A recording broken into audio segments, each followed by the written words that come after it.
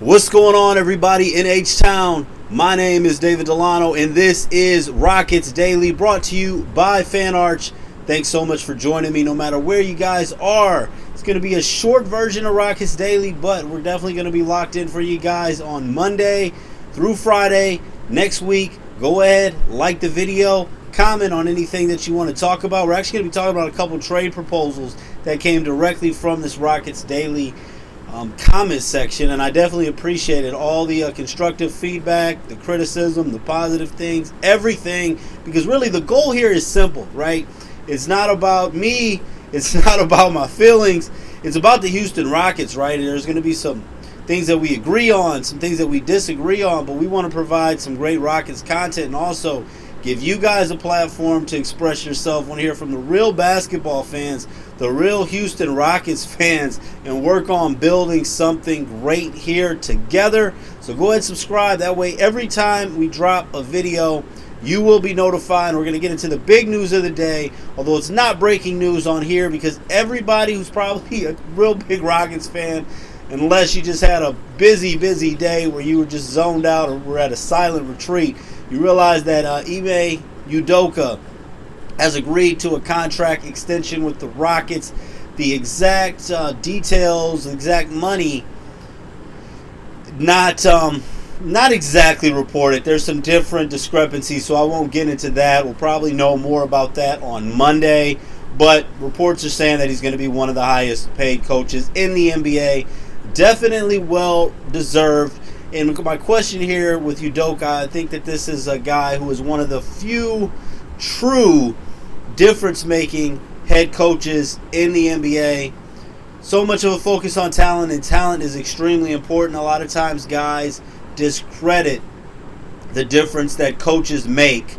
Obviously, Greg Popovich, one of the greatest of all time difference makers, no longer on the sidelines. But outside of Udoka, I mean, you look at Eric Spoelstra, Thibodeau in a lot of ways, you know, a guy that known as a difference maker to get a franchise to a certain point, but not able to get them over the top. But we talk about guys that could potentially be championship coaches, difference makers.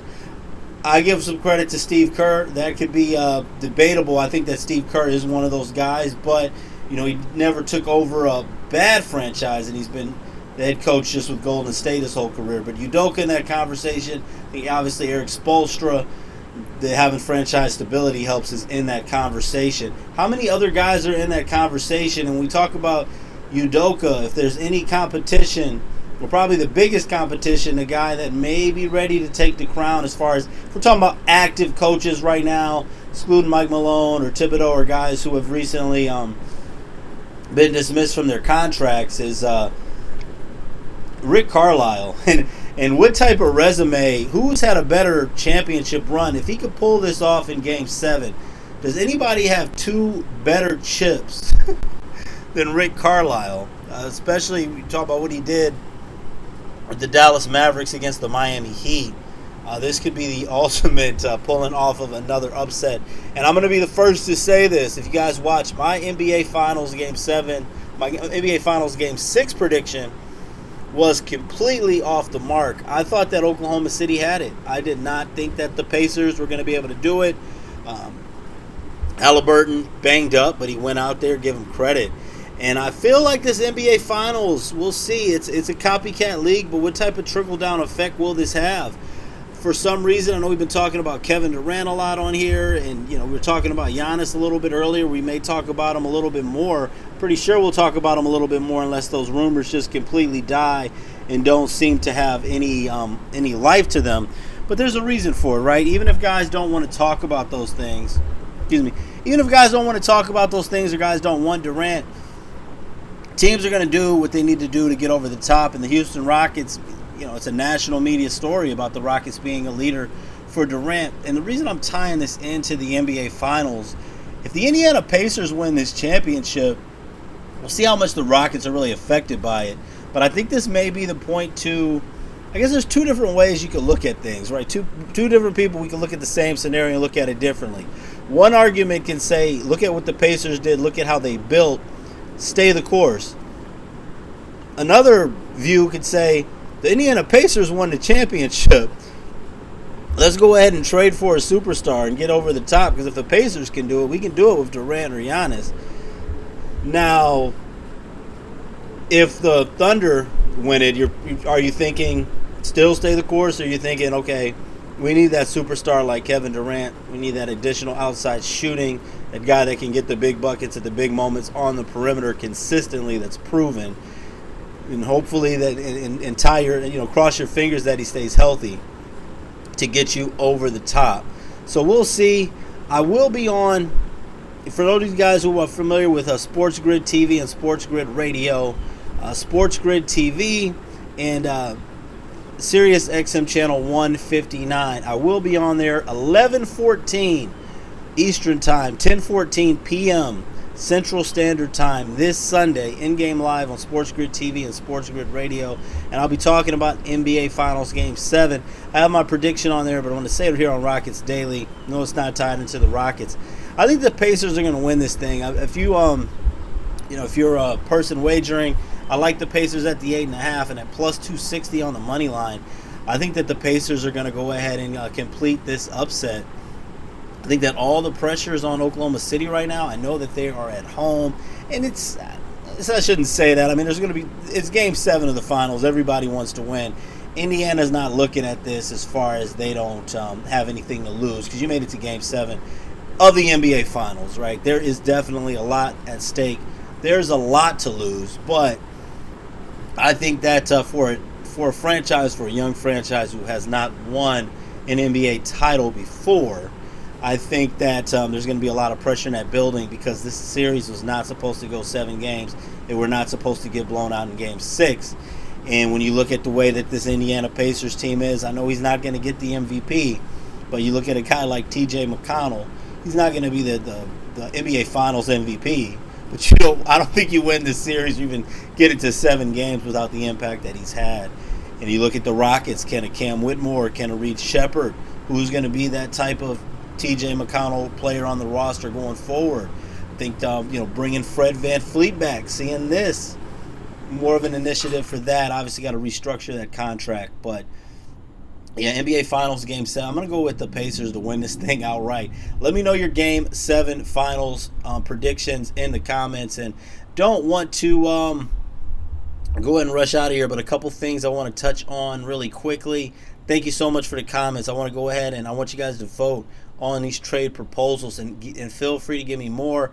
Samuel DeBlaw in the comments, thank you so much, brother, for this comment in this trade proposal, proposing a trade with the Brooklyn Nets. Dillon Brooks in our first round number 10 pick for the number 19 pick in the draft, and Cam Johnson. Who says no? Man, really don't want to give up Dillon Brooks, but Cam Johnson would add. Now, Dillon Brooks, he shot, was the best three-point shooter on this team. Outside Aaron Holiday, smaller sample size there, but out of guys who played a lot. But, who says no? Dillon Brooks has meant a lot to the chemistry of this team. But Cam Johnson, obviously a higher upside offensively there. But who says no to this trade? I'm not sure I want to give up Dillon Brooks, but it's definitely something to talk about. What do you guys think? Would you give up Dillon Brooks in the number 10 pick for the number 19 pick in Cam Johnson? Let me know. It's up for you guys to decide. And also here, Brett Dryberg, thank you so much as well, brother, for this trade proposal. This one's interesting. So the Rockets, 3-team trade. Rockets getting, first let's say we're giving up. The Rockets are giving up.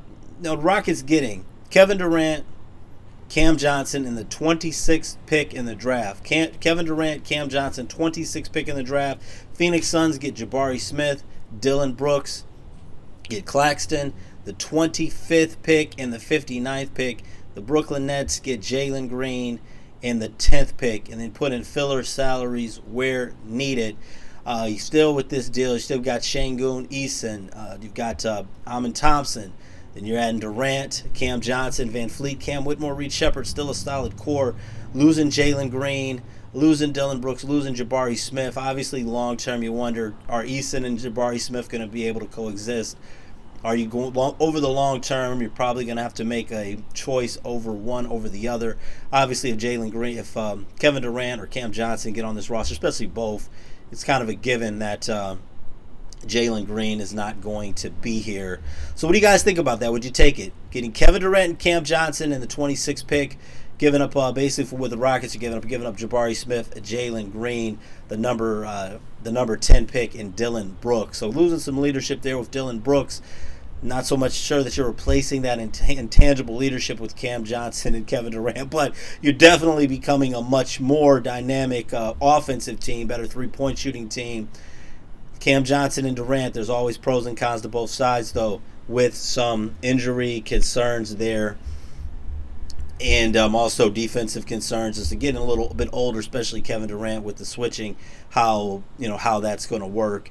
And last thing I want to say, and I'm going to be really quick with this, we'll probably get into this more, but I just want to kind of propose this as a question to you guys. Sam Cassell, assistant coach here now with the Boston Celtics, 3-time NBA champion as a player, solid, strong, excellent resume. Assistant coach with the Philadelphia 76ers as well, Washington Wizards as well. Sam whenever these coaching options come up, seems like a great guy. I've seen him at times back in the day in H-Town, but not really a straight shooter, not really getting, despite the resume as both a player and assistant coach, climbing the ranks, not getting named really for these head coaching jobs. And then Mark Jackson, it's cool to see him on the sidelines yesterday at the Pacers Thunder game, but doesn't get mentioned for head coaching jobs anymore. They both seem to be blacklisted.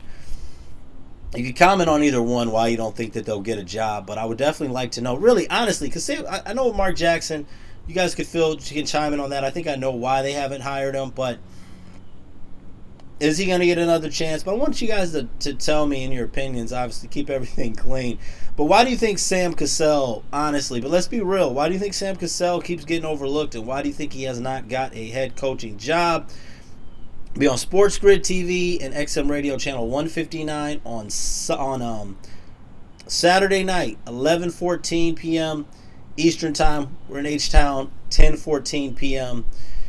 Central Standard Time. Let me know what you guys think. Shout out to Udoka for the extension. NBA Finals Game 7 predictions in the comments. Let me know what you know about, what you like about these trade proposals, and why do you think Sam and Mark Jackson keep getting overlooked.